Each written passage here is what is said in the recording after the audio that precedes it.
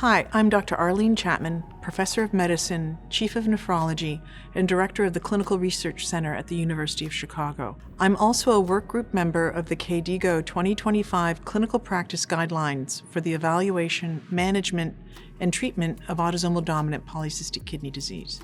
In this video, I'd like to share some key takeaways for pediatric issues in ADPKD. A central concept when discussing the management of children with ADPKD is, of course, shared decision-making. There are both benefits and harms related to screening or diagnosis of at-risk children in families with ADPKD, and shared decision-making should be undertaken when discussing these considerations. Discussion should include the parents or legal guardians and the mature child. Our next takeaway highlights blood pressure control in the pediatric context. Standardized office blood pressure should be assessed annually in children older than 5 years of age and adolescents who either have or are at risk for ADPKD.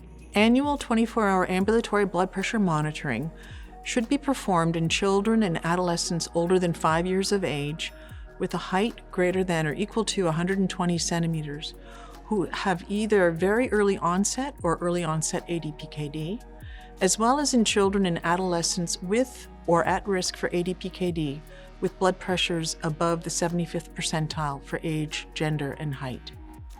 Now, what about blood pressure targets for this cohort?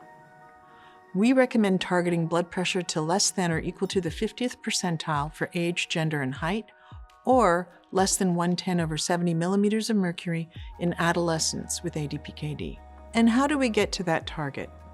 Well, renin-angiotensin inhibition with either angiotensin-converting enzyme inhibitors or angiotensin receptor 2 blockers is the first-line therapy for high blood pressure in children and adolescents with ADPKD.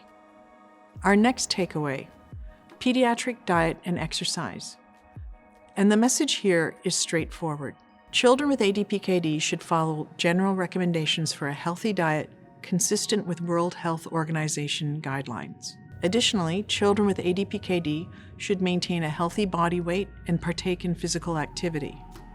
Next, an important point regarding treatment in ADPKD in children. At this time, there is currently insufficient evidence to support use of targeted or disease-modifying therapies in children with ADPKD beyond antihypertensive treatment. Next, the guideline discusses follow-up.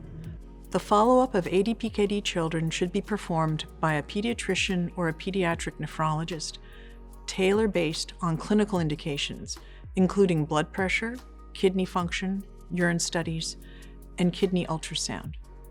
Finally, for this section, we focus on the transition from pediatric to adult patient.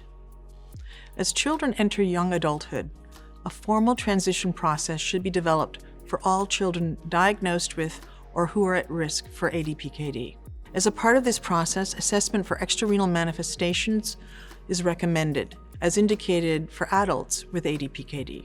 We want to make sure this group of young people are well equipped to take over their own care and management of ADPKD. That concludes our focus on pediatric issues in ADPKD. Thanks for watching. I also encourage you to take the time to explore the entire collection of videos we have assembled on this guideline. We're all very proud of this work, and we hope it will meaningfully support both clinicians and the people we care for around the world. The full clinical practice guideline can be accessed online at www.kdigo.org.